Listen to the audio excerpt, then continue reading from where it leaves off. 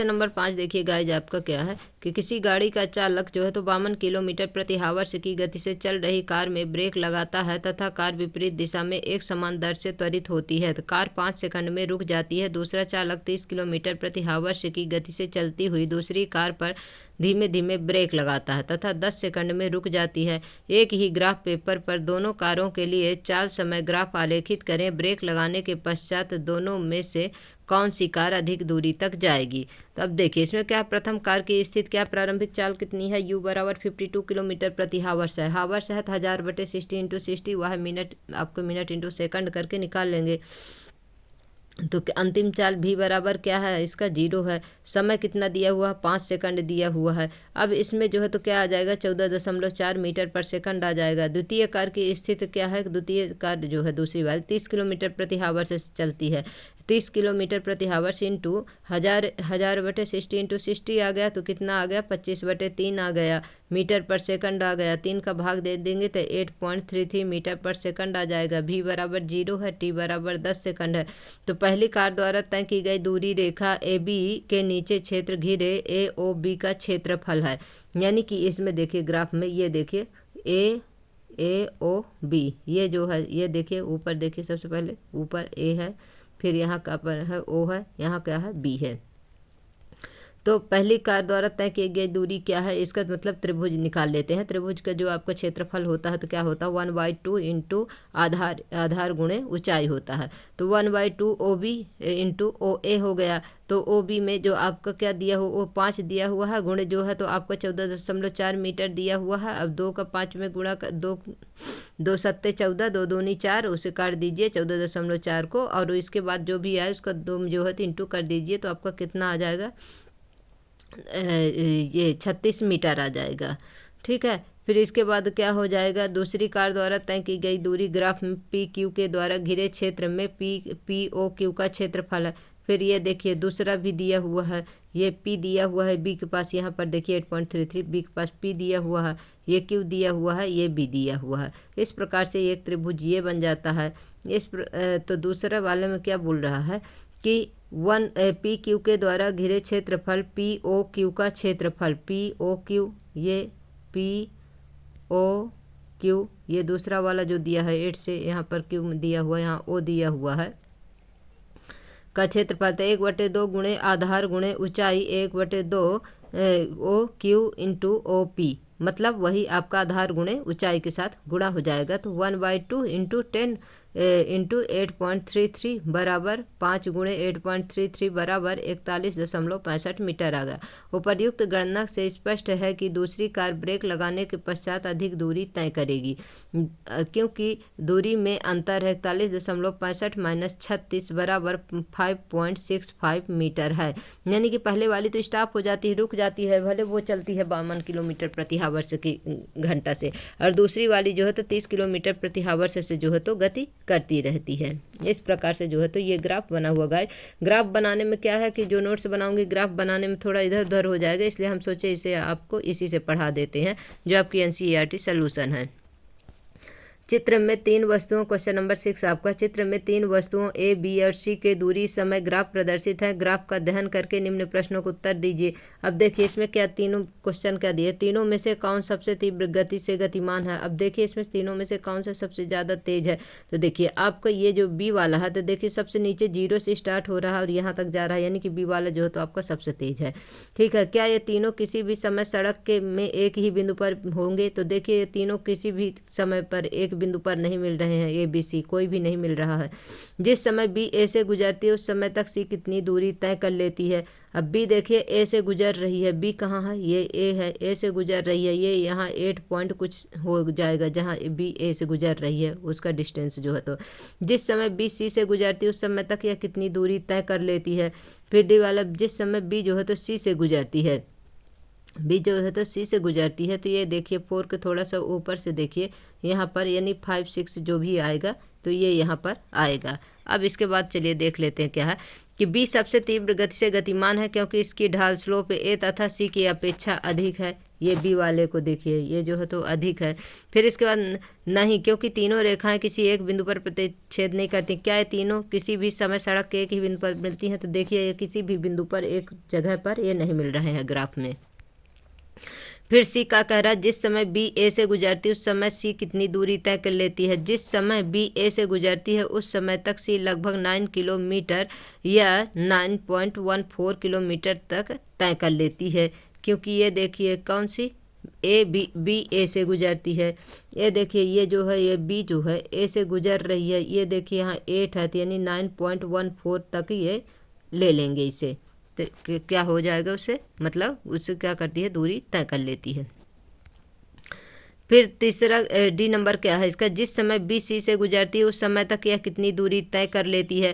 तो जब B C से गुजरती है उस समय तक यह लगभग 5.5 किलोमीटर दूरी तय कर लेती है, क्योंकि ये देखिए ये बी सी से गुजर रही है, 4 के थोड़ा सा ऊपर है, इसलिए 5.5 मीटर पर सेकंड क्या करती है दूरी इसके तय कर लेती है। क्वेश्चन नंबर 7 देखिए 20 मीटर की ऊंचाई से एक गेंद को गिराया जाता है, यानी ऊपर से नीचे को गिराया जाता है। यदि उसका वेग 10 मीटर पर सेकंड के एक समान त्वरण की दर से बढ़ता है तो यह किस वेग के से धरातल से टकराएगी, कितने समय पश्चात वह धरातल से टकराएगी।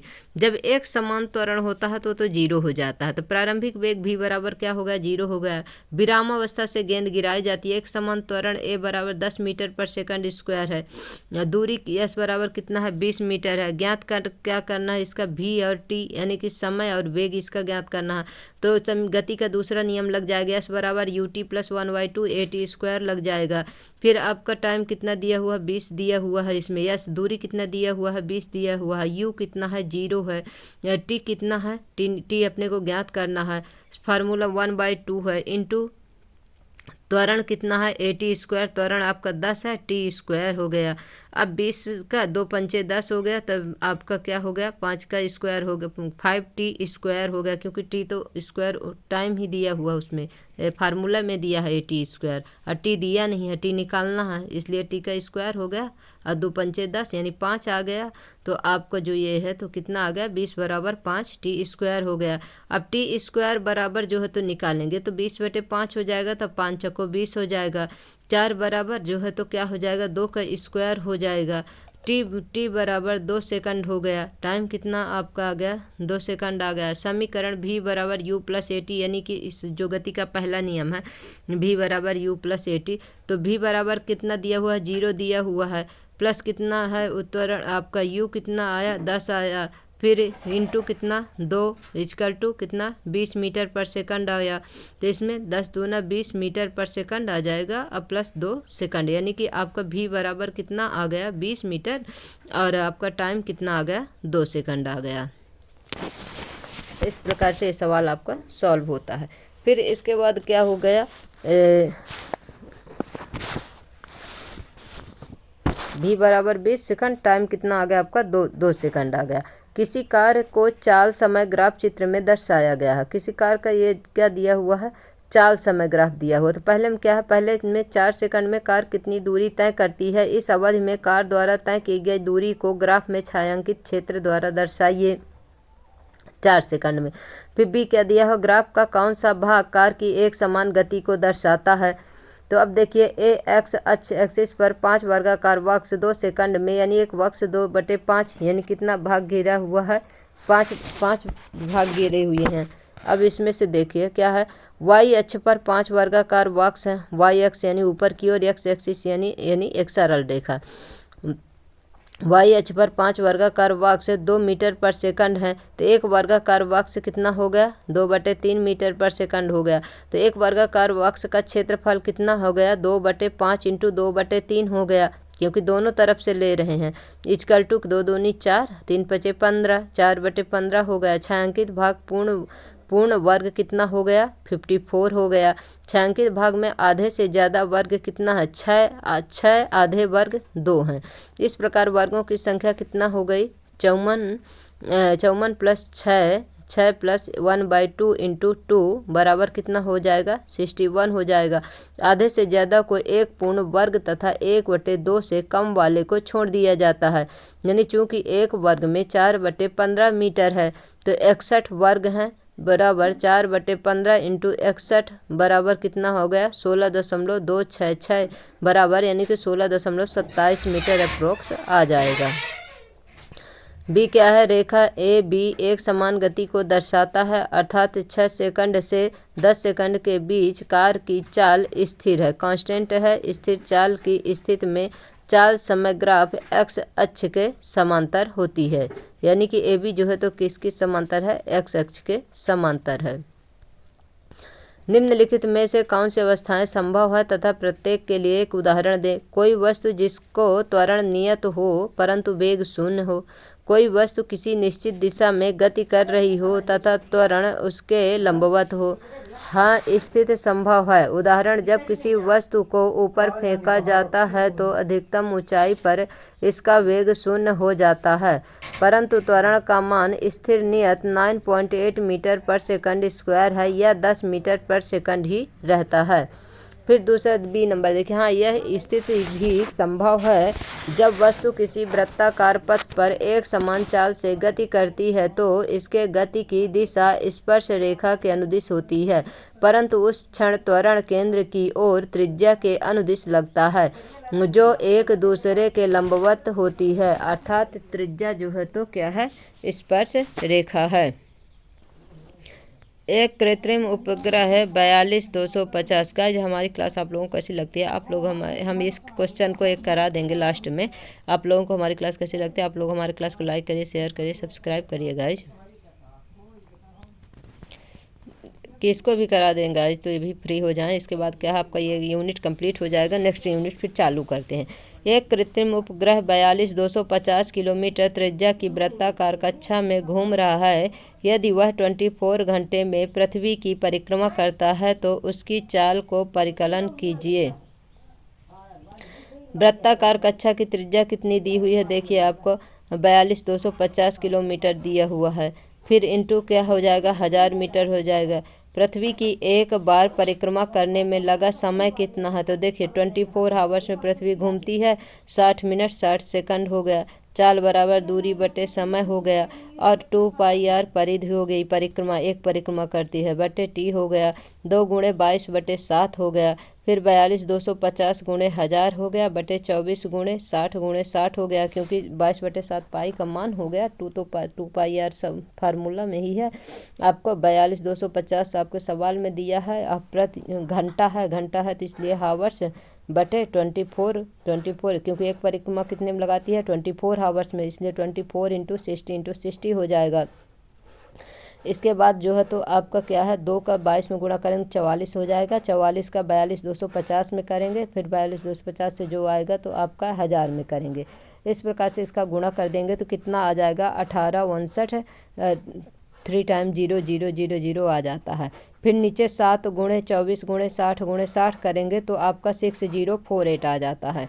फिर इसका जो है तो आप इसमें क्या करेंगे, जो 1859 करके आता है उसमें 6048 का क्या करेंगे, भाग दे देंगे तो क्या आ जाएगा आपका 3073.74 मीटर पर सेकंड आ जाएगा। और इसमें 1000 का भाग दे देंगे तो क्या हो जाएगा आपका 3.07374 किलोमीटर प्रति सेकंड आ जाता है।